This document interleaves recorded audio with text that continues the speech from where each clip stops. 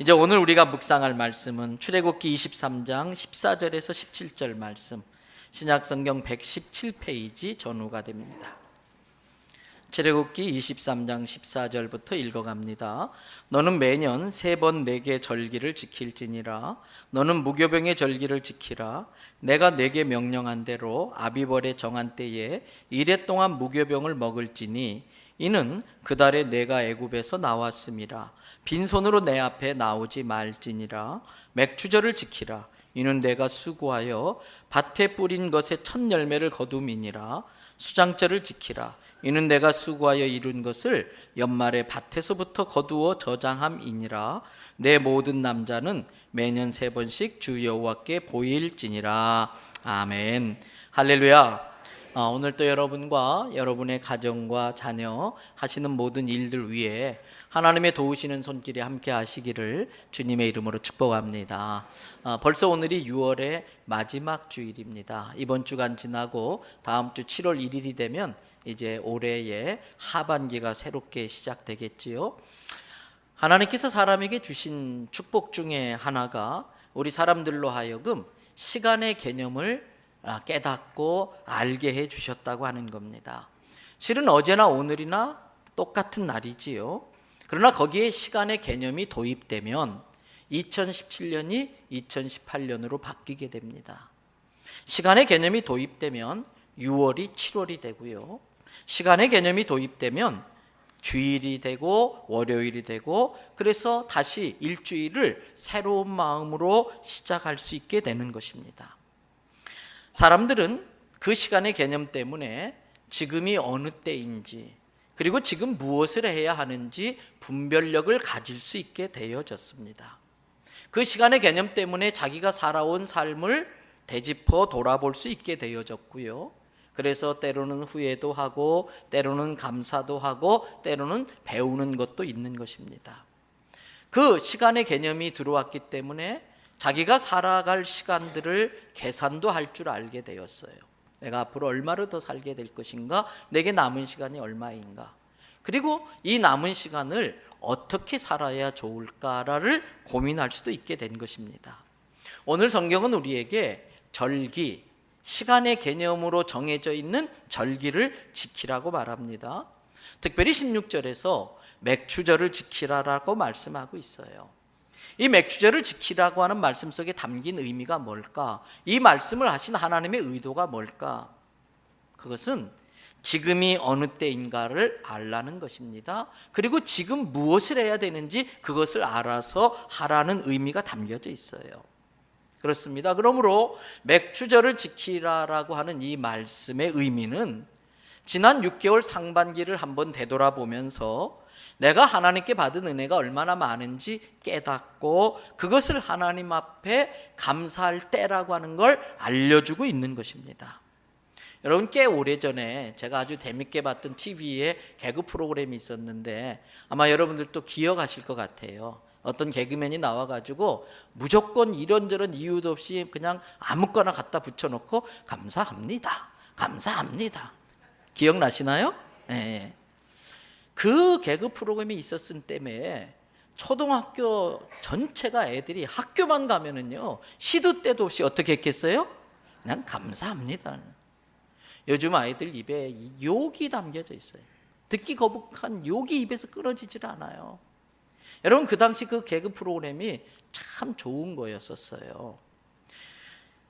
여러분, 그게 방송 매체의 영향력인데 좀 생각이 있고 하나님을 잘 믿는 PD들이 좀 많이 나와서 긍정적이고 선한 영향력을 끼치는 프로그램들을 많이 만들었으면 좋겠어요. 여러분, 사회적 분위기를 이 방송 매체가 이끌어가는 거잖아요. 드라마도 막 막장 드라마만 계속하면은 그냥 막장이 정상이 돼버리는 세상이 돼. 우리 아이들이 보는 영화가 다 조폭 영화예요. 입에서 막 거친 욕이 나오고 사람을 잔인하게 죽이고, 애들이 다 그게 정상으로 생각하는 상황이 되지 않습니까? 여러분, 좋은 프로그램을 만드는 PD들이 많이 생기게 해달라고 기도해 주시기를 바랍니다. 여러분, 그 감사합니다, 감사합니다. 그 프로그램이 얼마나 많은 영향을 끼쳤는지 모르는데 여쭙겠습니다. 지난 한 주 동안 지난 한 주 동안 내 입에서 감사합니다라는 말이 몇 번 나왔습니까? 고맙습니다, 감사합니다라는 말이 내 입에서 소리로서 직접 나온 것이 몇 번쯤 되고 있습니까? 식당에서 음식을 서빙해 주시는 분들에게 감사합니다, 참 고맙습니다 말하고 계신가요? 경비를 서시는 분들에게 뵐 때마다 참 수고 많으시네요, 고맙습니다, 감사합니다 라고 말씀하시나요? 오늘 이른 아침부터 일부 예배 시작도 하기 전에 우리 주차관리요원들이 와서 주차를 해요. 그래서 어린아이 데려오신 분들, 몸이 불편한 분들, 또 연로하신 분들, 특별히 새가족들이 편안하게 주차할 수 있도록 열심히 안내를 하는데, 여러분 오래된 성도들이 그 안내를 잘 따라 주셔야 돼요. 그분들이 와서 그렇게 수고하는 게 당연한 게 아니고 감사할 일인데, 과연 여러분 들어오시면서 정말 수고 많으시네요, 고맙습니다, 감사합니다 라고 말을 했느냐 하는 거예요. 보석은 알아보는 사람에게 보석입니다. 아무리 비싼 보석이라도 알아보지 못하면 가치가 없습니다. 제가 오래전에 청년 담당식 시절에 청년들 데리고 라우족, 삼부족에 단교 선교를 갔어요. 그 당시 아이들이요, 그냥 자기 나름대로 명품을 한다고 막 나이키 운동화에다가 막 그런 것을 입고 산에 딱 산마을에 갔는데요, 거기에서는요 나이키 운동화를 가지고 슬리퍼처럼 신고 다니더라고요. 네. 거기 딱 가니까 나이키나 나이스나 다 그게 그거더라고요. 별 가치가 없는 거예요. 다이아몬드도 알아보지 못하면 그저 유리 조각에 불과한 거지요. 여러분 알아봐야 돼요. 내 옆 사람이 하나님이 내게 주신 보석이라는 걸 알아보시기를 바랍니다. 가정에 함께 사는 가족들, 또 함께 신앙생활하는 우리 교회 성도들, 직장에서 같이 일하고 있는 사람들, 직장에서 내 옆에서 일하는 그 사람, 하나님이 내게 보내주신 보석이고 축복의 통로로 쓰고 있다는 걸 깨닫기를 바랍니다. 그래서 그런 사람들에 대해서 알아보고 감사해야 돼요. 은혜는요, 그게 은혜인 줄 알 때에 축복이 되는 거예요. 은혜를 주셨는데도 당연히 여기면 축복이 되지 않아요. 내게 주신 이것, 내게 허락된 이것이 감사해야 될 일이라는 것을 깨닫는 게 중요합니다. 그렇지 않으면 하나님이 복을 주셨음에도 불구하고 그 복을 차버리는 꼴이 되고 맙니다. 제가 목회하면서 보니까 우리가 복을 못 받는 게 아니더라고요. 신실하신 하나님이시기 때문에 약속하신 대로 우리에게 복을 많이 주셨어요. 그러나 우리가 그걸 복으로 알아보지 못하고 복을 발로 차버렸기 때문에 박복해지는 경우들이 있는 걸 보게 됩니다. 조금만 더 깊이 생각해 보면 모든 것들이 다 감사한 일들 뿐입니다. 감사와 불평은 똑같이 땅 속에 묻혀 있어요. 그런데 어떤 사람은 계속 감사만 캐내요. 근데 어떤 사람은 똑같은 밭을 파면서도 계속 불평거리만 캐내요. 돌멩이만 캐내요. 제가 아는 목사님이 있어요. 이분은 그게 습관이 됐는지 그냥 입이 나오면은 그냥 투덜거려요. 불평이 많아요. 그래서 제가 그랬어요. 내가 너 별명을 투덜이 스머프로 지어주겠다고. 투덜이 스머프. 그러니까 하나님이 주신 복을 투덜거려서 다 날려버리는 거예요. 여러분, 이왕이면은 감사의 보화를 캐내는 성도들이 되시기를 바랍니다. 인생은 늘 두 가지 선택의 갈림길에 있어요.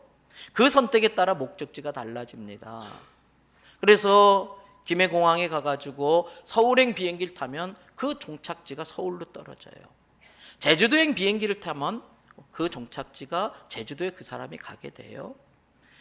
여러분 똑같습니다. 감사의 길을 선택하면 내가 감사할 수 있는 상황으로 가게 됩니다.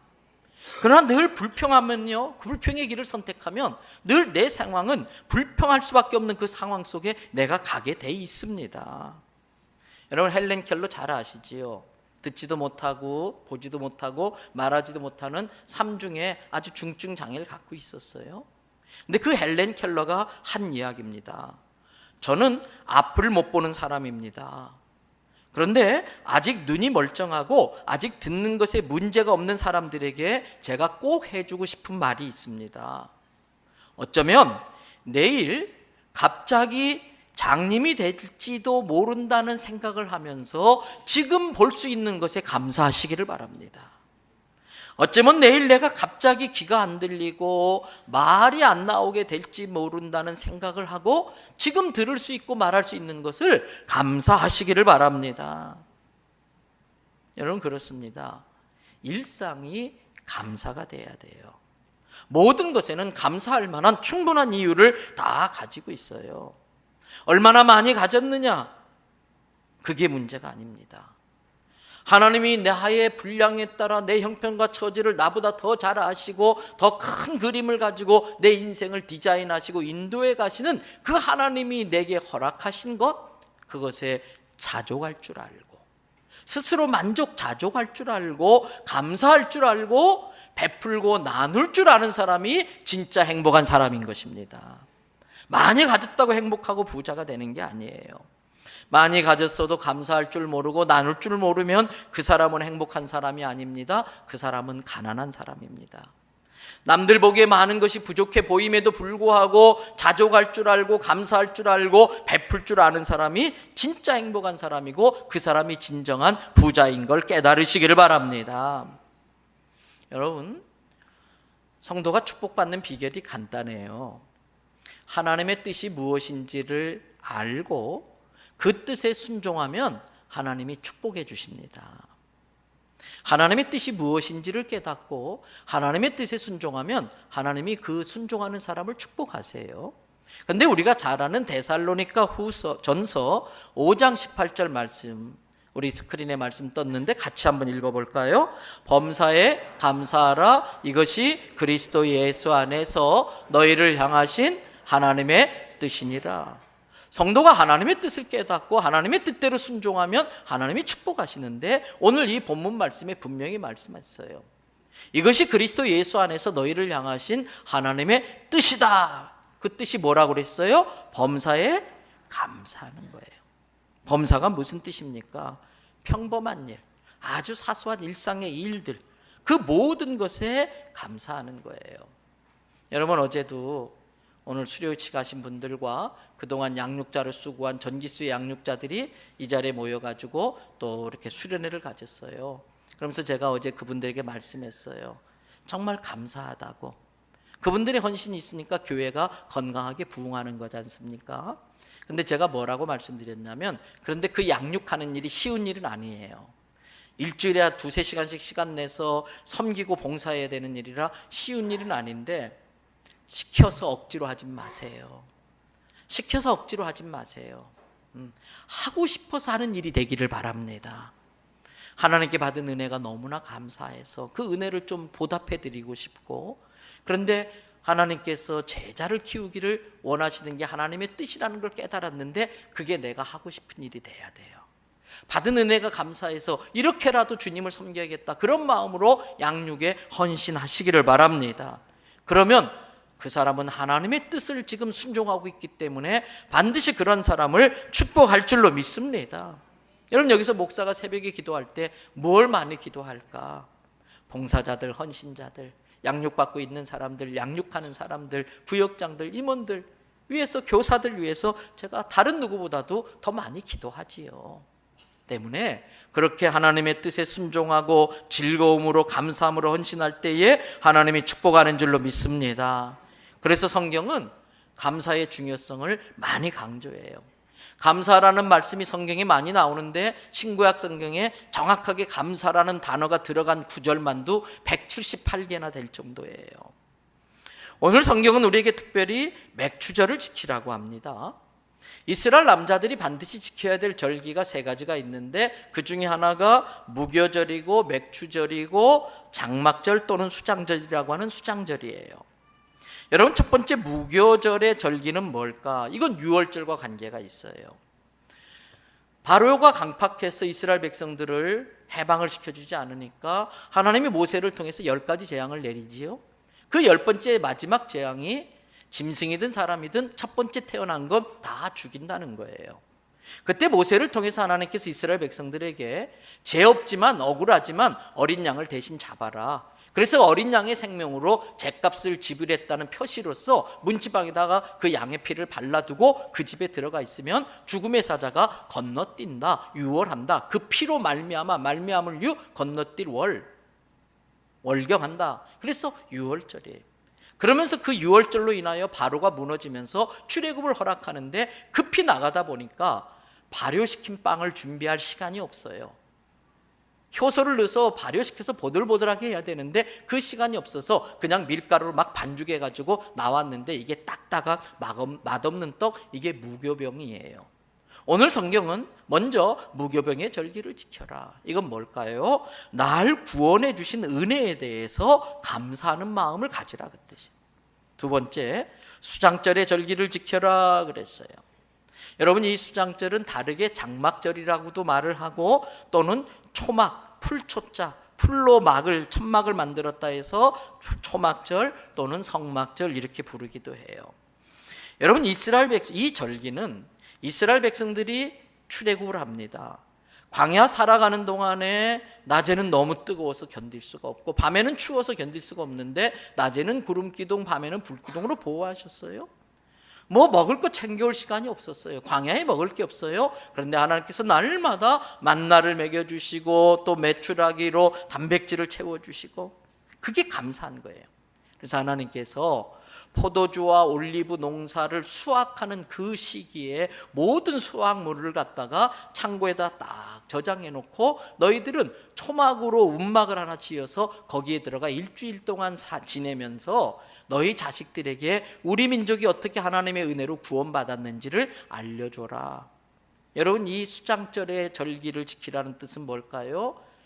구원받은 우리들이 이 땅에 육신을 입고 살 동안에 악한 사단의 공격으로부터 보호받고 또 때마다 일마다 필요한 모든 것들을 공급해 주시는 하나님의 은혜에 감사라고 하는 뜻이 있어요. 그리고 세 번째 절기가 맥추절입니다. 여러분, 이 맥추절은 초실절, 첫 번째 결실 맺은 열매를 바쳐서 바친다 그래서 초실절이라고 말하기도 하고 또는 오순절 예수님 부활하신 이후에 77이 49 되는 50일째 날 성령님이 오셨다고 그래서 77절, 또 11을 1순, 2순, 3순 하는데 50일째 그래서 5순이 지났다 오순절이다 이렇게 말을 하는 거예요. 근데 그 시작은 초실절입니다. 맨 처음 거둔 열매를 가지고 이스라엘 백성들이 바구니에 그걸 담아서 어깨에 메고 성전을 향해 올라가는데 춤을 추고 찬송을 하며 올라갑니다. 그리고 다른 때는 무릎을 꿇고 기도하며 예배드리지만 이 맥추절 초실절 때만큼은 다 일어나서 막 춤을 추면서 하나님 앞에 예배를 드리는 거예요. 이 세 가지의 절기, 이것이 구약의 절기이지만 오늘 우리 시대에 있어서 우리들에게 적용한다면 우리는 예수 그리스도를 믿고서 제사함을 받고 그 영생을 얻어 하나님의 자녀가 된 새로운 영적 이스라엘 백성인 줄로 믿습니다. 영적으로 우리가 새로운 이스라엘의 백성들이기 때문에 이 절기를 우리도 지켜야 된다는 거예요. 첫 번째 절기, 유월절과 무교병의 정신으로 감사하며 살으라는 의미를 알려주는 거예요. 여러분, 우리는 내가 구원받았다는 사실에, 지옥에 멸망당하지 않고 천국 간다는 그 사실에 날마다 감격하며 감사하며 살아야 할 줄로 믿습니다. 내 삶의 모든 다른 상황들이 참 감사하기 힘든 상황이라 할지라도 나를 구하시려고 예수님이 십자가에서 모든 피를 쏟으시며 죽어주시고 그 쏟은 피로 내 죄를 씻어주시고 내게 영생을 주셔서 영원한 생명으로 하나님의 자녀가 되어서 천국에서 살 수 있게 해주신 것, 그 구원의 사실 하나만으로도 충분히 감사할 수 있어야 할 줄로 믿습니다. 하나님을 모르는 상태에서 영적 고아로 고달프게 살 수밖에 없었던 나를 하나님이 끝까지 포기하지 않으셨어요. 내 모습 이대로 사랑해 주시고 나를 기다려 주시고 나를 찾아 주시고 나를 이대로 받으셔서 구원해 주셨다는 사실, 그것만으로도 충분히 감사해야 될 줄로 믿습니다. 전에도 한번 드렸던 이야기잖아요. 2차 세계대전 때에 독일이 망했어요. 연합군이 독일군 포로 수용소를 이제 진입해가지고 점령해서 들어갔는데 거기에 보니까 가스실이 있어요. 그 유대인들을 그 가스실에 들여보내서 가스를 넣어가지고서 사람을 죽게 만든 거예요. 여러분, 옛날 대학교 때 데모하다가 체류탄 맞아보신 적 있으시죠? 목사인데도 체류탄 맞으면 입에서 욕이 나오려고 그래요. 막 눈물고 뭐 누가 이런 걸 만들어서 이렇게 사람을 괴롭히는지, 뭐 연기만 좀 들이마셔도 난리가 나요. 근데 사람이 죽을 정도의 가스가 내 몸에 들어와서 내 몸에서 막 코에서 눈에서 입에서 막 피가 쏟아져 나오면서 죽어가는 그 상황의 고통을 여러분 상상하시겠어요? 그 가스실에 가면 사람들이 죽어가면서 손톱으로 벽을 막 근데 거기에 마지막 사랑하는 가족들에게 유언처럼 남긴 글들이 손톱으로 새겨놓은 게 있어요. 그걸 본 연합군 병사가 소리를 지는 거예요. This is hell. 이게 지옥이다. 다른 게 지옥이 아니고 이게 지옥이구나. 근데 옆에 있던 또 다른 병사가 거기에 손톱으로 새겨놓은 그 글을 보면서 또 외마디 소리를 질러요. Unbelievable. Unbelievable. 어떻게 이럴 수가, 믿을 수가 없다. 뭔데? 딱 짚었는데 거기에 손톱으로 파놨어. God is good. 하나님은 선하십니다. God is love. 하나님은 여전히 사랑이십니다. 그렇게 온 몸의 구멍에서 피가 쏟아 나오는 그 고통의 상황 속에 어떻게 마지막으로 그 고백을 할 수 있느냐? 여러분, 그러한 고백은 천국에 대한 확신이 분명한 사람만이 할 수 있는 고백이에요. 지금은 너무나 고통스럽지만 잠시 뒤에, 몇 분 뒤에는 내가 그렇게 보고 싶었던 예수님을 볼 수 있게 되는구나. 지금은 너무나 지옥 같은 상황이지만 사랑하는 주님이 이 지옥 같은 상황을 끝내주시고 나를 저 아름다운 천국, 저 평안과 기쁨과 참 행복이 있는 천국에 들어가게 해주시는구나. 그 믿음이 있는 사람만이 그 상황 속에서도 God is good, God is love라고 고백할 수 있는 줄로 믿습니다. 여러분, 무교병의 절기를 지켜라. 이것은 구원받은 은혜에 대한 감사를 하라는 뜻이라는 걸 깨닫기 바랍니다. 두 번째, 수장절에 감사를 드릴 수 있어야 돼요. 앞에서 말씀드린 것처럼 수장절은 광야 같은 생활에서 지켜주시는 은혜, 1년 동안 농사 지은 것을 다 거두어 드릴 수 있게 해주신 은혜에 대한 감사예요. 여러분, 15절 말씀 보세요. 15절과 16절 두 개의 말씀을 같이 한번 좀 보도록 하겠습니다. 방송실 여건되면 준비해 주세요. 15절 읽어봅니다. 너는 무교병의 절기를 지키라. 내가 내게 명령한 대로 아비벌의 정한 때에 이래 동안 무교병을 먹을지니 이는 그 달에 내가 애굽에서 나왔음이라. 빈손으로 내 앞에 나오지 말지니라. 애굽에서 나온 구원받은 것에 대한 감사라는 거예요. 그 다음 16절이 맥추절과 수장절에 대한 감사인데 같이 또 읽어보겠습니다. 맥추절을 지키라. 이는 내가 수고하여 밭에 뿌린 것에 첫 열매를 거둠이니라. 수장절을 지키라. 이는 내가 수고하여 이룬 것을 연말에 밭에서부터 거두어 저장함이니라. 지난 6개월 동안, 물론 수장절은 1년의 단위를 갖겠습니다만 어찌됐든 지난 6개월 동안 안 해도 되는 지출을 막아주시고 사단의 공격 병충해를 막아주시고 그래서 잘 거두어서 창고에 드리고 나서 감사하라는 거예요. 그래서 이스라엘 백성들 앞에서 말씀드린 것처럼 심지어 아파트에 사는 사람들은 베란다에라도 풀을 갖다가 이렇게 갈대 같은 걸 가져다가 움막을 지어놓고 거기서 쓴 나무를 먹어가면서 이 수장절, 장막절을 지켜요. 초막절을 지켜요. 우리 민족이 이렇게 살게 된 게 하나님의 은혜다. 지난 1년 동안 베풀어 주신 은혜가 감사하다 그래요. 신실하신 하나님은 약속하신 대로 우리를 지키시는 줄로 믿습니다. 이사야서 43장 1절부터 2절에 하나님이 우리에게 해주신 약속이 있어요. 야곱아, 너를 창조하신 여호와께서 지금 말씀하시느니라. 이스라엘아, 너를 지으신 이가 말씀하시니라. 너는 어떤 상황, 어떤 형편, 어떤 처지에서도 뭐하지 말아라? 두려워하지 말아라. 왜? 내가 너를 너를 구원하여 줬고 내가 너를 특별히 지명해가지고 불렀다.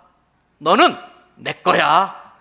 내 거를 누가 감히 건드려? 그러면서 2절의 말씀 다 같이 읽어보겠습니다.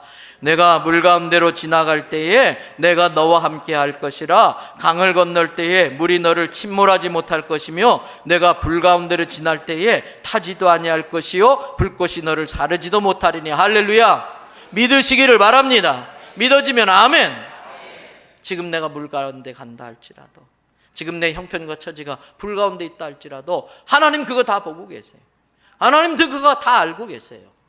하나님이 너를 상하지 못하게 지켜주신다. 이 말씀은 여전히 우리에게도 유효한 말씀인 줄로 믿습니다. 그러므로 우리는 아무리 힘들고 어려워도 낙심하거나 포기하거나 주저앉아 있으면 안 되는 거예요. 이 말씀을, 약속의 말씀을 붙들고 감사함으로 일어나서 끝까지 믿음의 길을 가야 할 줄로 믿습니다. 마지막 세 번째로 맥추절에 감사를 드리라는 거예요. 아까 읽었던 16절 말씀 앞부분에 보니까 맥추절 지키라, 이는 내가 수고하여 밭에 뿌린 것에 첫 열매를 거둠이니라 그랬어요.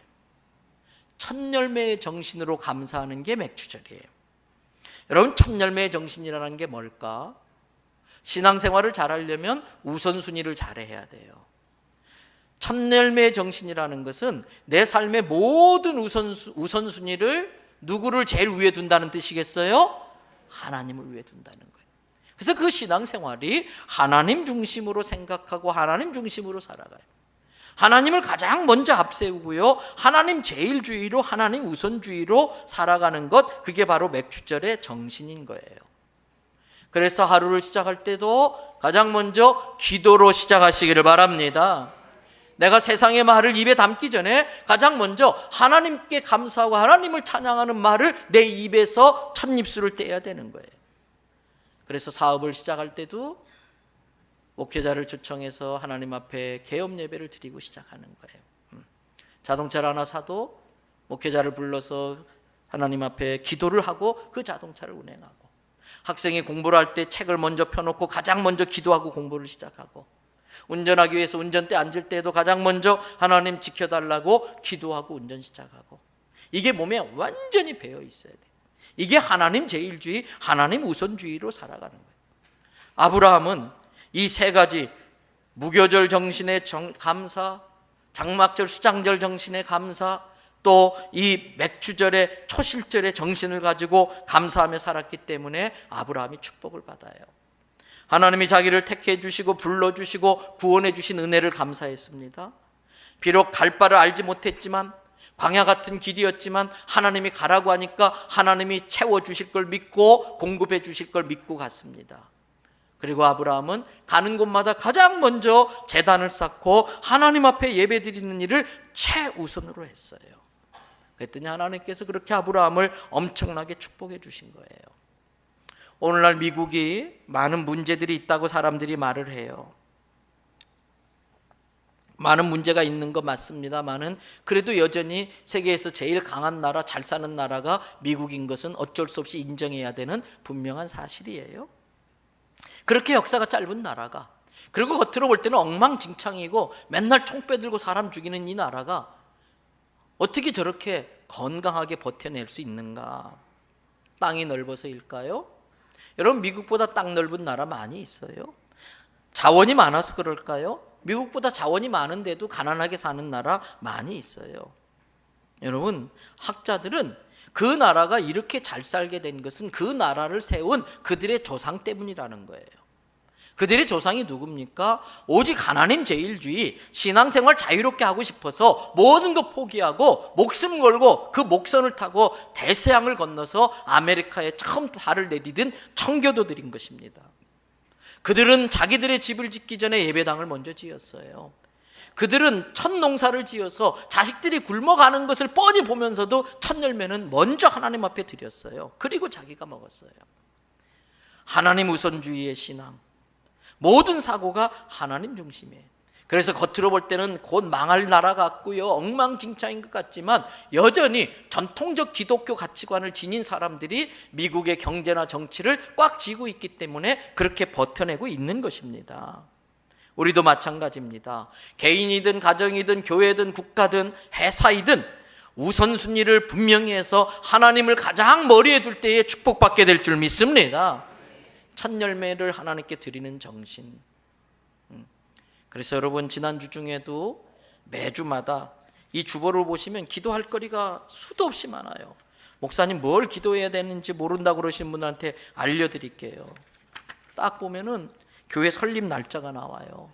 오늘 우리 장로님도 48년 동안 지켜주신 은혜가 감사합니다. 교회 파워가 나와요. 하나님 우리 교회 이런 교회 되게 해주세요. 건물 보고 층층마다 방마다 축복하며 기도하는 거예요. 여기 교회 학교들 위해서 기도하고, 그 다음에 7가지 우리 교회 핵심 가치가 있잖아요. 이거 놓고서 또 기도하고, 그 다음에 또 담임 목사가 한 주 동안 묵상하면서 느꼈던 님의 짧은 글 긴 생각 한번 읽어보고 짧게 읽고 길게 생각하셔야 돼요. 한 주 동안 예배 순서 보면서 하나님 다음 주 수요일은 누가 기도네요. 새벽 기도. 그 다음에 맨 밑에 보면 금주의 중보기도 3가지 기도 제목. 쭉 구역 보고 하는 데는 구역을 위해서 기도하고, 교회 학교 나는 교회를 위해서 기도하고. 그런데 3페이지 맨 밑에 보면 금주의 중보기도 과정과 금주의 중보기도 제목들이 있어요. 여러분, 다른 사람들이 내 이름 있을 때 나를 위해서 기도해 줬잖아요. 기도의 품앗이잖아요. 그러면 매일같이 이 주보를 펴놓고 그 가정들을 위해서 기도하는 거예요. 이거 괜히 이렇게 두껍게 만든 거 아니에요. 이거 한번 만들려면 얼마나 고생인지요. 그래서 우리 교회 제일 수고 많은 팀 중에 하나가 주접팀입니다. 주보 접는 팀. 이거 일일이 접어요. 쉬운 일이 아니잖아요. 그런데도 왜 그렇게 합니까? 기도하라고. 여러분, 나라와 민족을 위해서 기도하는데 지난주에 중보기도 제목 3번째 혹시 뭔지 기억하십니까? 대한민국이 하나님만 믿는 나라 되게 해달라. 우리나라와 모든 나라 사람들이 하나님 우선주의로 살아가는 민족 되기를 축복합니다.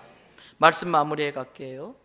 전에도 한번 말씀드린 적이 있어요. 소개드린 적이 있어요.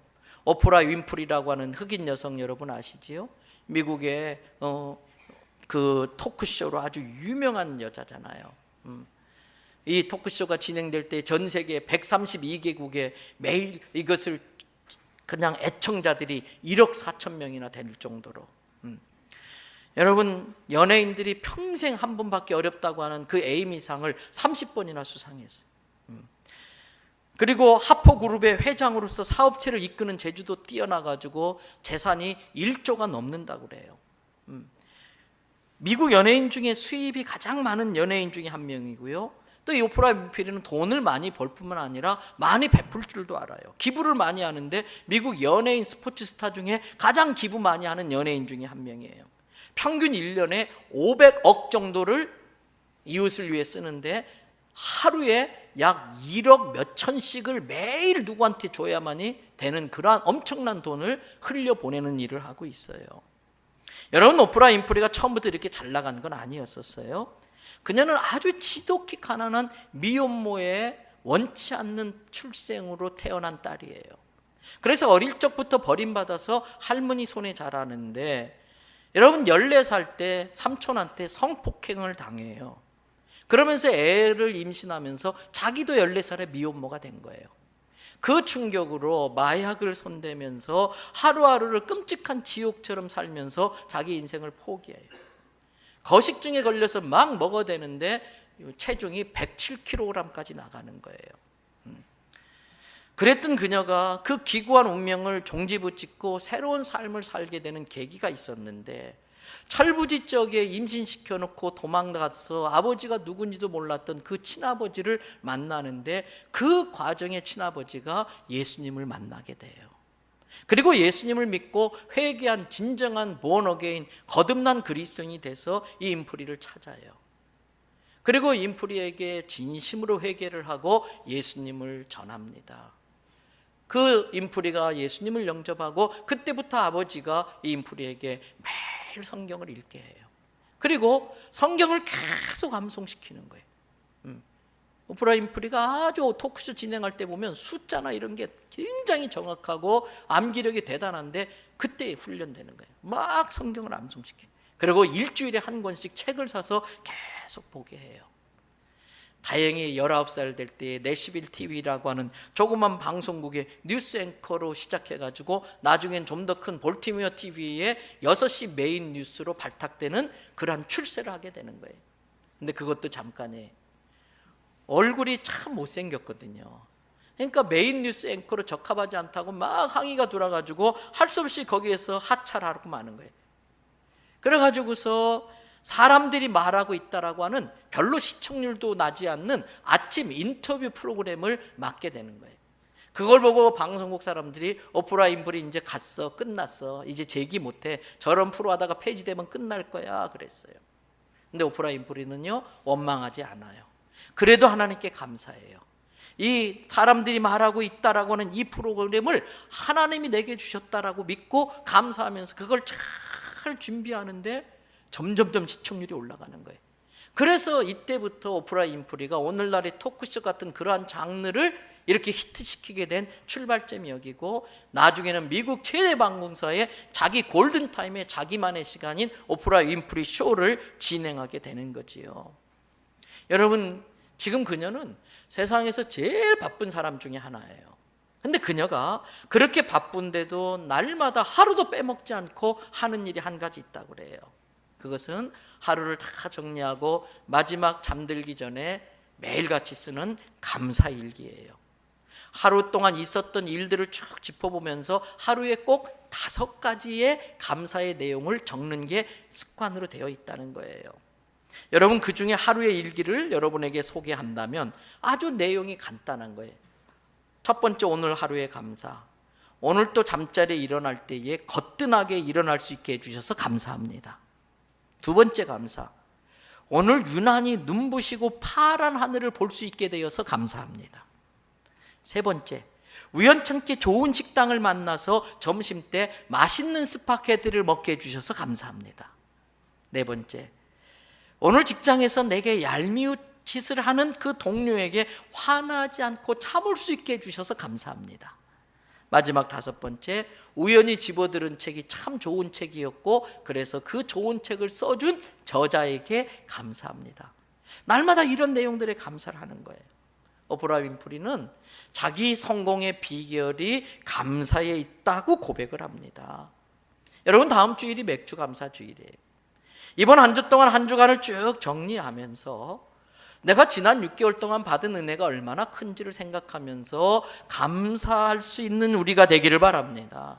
그래서 오늘 들어오실 때 주보 간지에 A4 용지 하나를 넣어드렸는데 거기에 보면 뭐라고 되어 있어요? 제목이 내가 감사해야 할 20가지.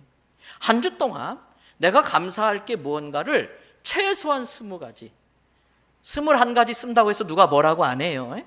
모자라면 뒷면에 30가지도 좋고 100가지도 좋아요. 최소한 20가지의 감사를 적어가지고 이번 금요일날 구역예배 시간에 그걸 나눌 거예요. 부득이하게 구역예배 참여를 못하시는 분들도 꼭 적으세요. 목사 말에 순종하면 좋은 일이 있습니다. 아멘. 꼭 적으세요. 그리고 그걸 가지고 하나님 앞에 기도하기 시작하세요. 그러면 내가 생각도 못했던 놀라운 은혜가 내게 임하는 걸 반드시 느끼게 될 것입니다. 이제 정리합니다. 일상생활 속에서 작은 것부터 감사하십시다. 큰 일이 잘 되고 큰 은혜를 받고 큰 축복받는 것도 감사할 조건으로 충분하지만 그렇게 해야만 감사하는 것이 아니라 지극히 작고 평범한 일들 속에 감사의 이유를 찾아내시기를 바랍니다. 내가 들을 수 있는 것, 볼 수 있는 것, 걸을 수 있는 것, 말할 수 있는 것, 앉았다가 일어날 수 있는 것, 눈 감고 잠드는 것. 전에도 말씀드렸잖아요. 우리 아이들이 밤 12시가 넘었는데 핸드폰이 안 돼. 집에 안 들어와. 잠 못 잡니다. 그런데 얘네들이요, 자기 집이라고 밤만 되면 좀 늦게 들어와서 속썩이긴 하지만 꾸역꾸역 지 집이라도 찾아와 들어오는 게 얼마나 감사한데. 이게 감사한 줄 모르는 분은 자식 번호를 저한테 번호로 알려주세요. 내가 니네 엄마 아빠한테 연락처 끊고 한 일주일만 잠수 타라 그럴 테니까. 뒤집어지지요. 사소한 것에 감사해. 그리고 감사는 말해야 돼요. 소리내서 말해야 돼요. 하나님께 감사합니다. 아내에게, 남편에게, 부모에게, 자식에게, 성도들에게 감사해요. 고마워요. 오늘 우리 주덕원 성도님 그 간증의 핵심이 뭐예요? 감사잖아요. 그냥 감사해요. 감사. 그래서 천냥빚으로 말 한마디 갚는, 아니지? 말 한마디로 천냥빚을 갚는, 이 감사라는 말로 빚을 다 갚을 수 있는 거예요. 그리고 감사는 자꾸 키워야 돼. 감사를 키우는 비료는 감사예요. 감사는 감사로 키우는 거예요. 그래서 감사 소리가 커져야 됩니다. 감사의 분량도 커져야 됩니다. 감사의 조건도 많아져야 됩니다. 작은 일에 감사하면 크게 감사할 일이 생기는 줄로 믿습니다. 저는 대연의 모든 성도들이 지금의 상황에 상관없이 하나님의 약속을 믿는 믿음으로 감사함으로써 이 지금의 상황을 이겨내고 하나님이 주신 축복을 완성해내는 성도 되기를 주님의 이름으로 축복합니다. 기도하시겠습니다. 지난 한 주 동안 감사하다는 말을 몇 번이나 하셨습니까? 그렇게 하지 못했던 게 감사할 거리가 없어서 그랬습니까? 당연한 게 아니라고요. 밥 먹고 화장실 가서 볼일 보는 거 당연한 게 아니에요. 밤에 잠 잘 자는 거 당연한 게 아니에요. 오늘 내가 이 자리에 있는 거 은혜입니다. 감사하지 못한 걸 회개하고 한 주 동안 20가지 이상의 감사를 찾겠습니다마는 짧은 시간이라도 이 시간 그래도 먼저 감사할 것들이 무엇인지를 생각하면서 직접 하나님 앞에 내 입술로 감사의 기도를 잠시 드리겠습니다. 은혜로우신 아버지 하나님,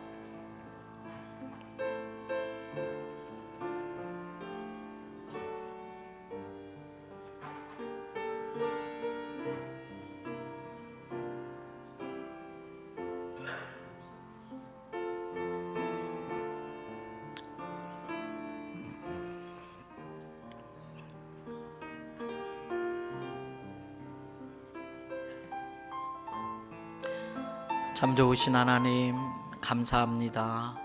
미처 깨닫지 못했었는데 조금 더 생각해 봤더니 감사할 게 얼마나 많은지 모르겠습니다.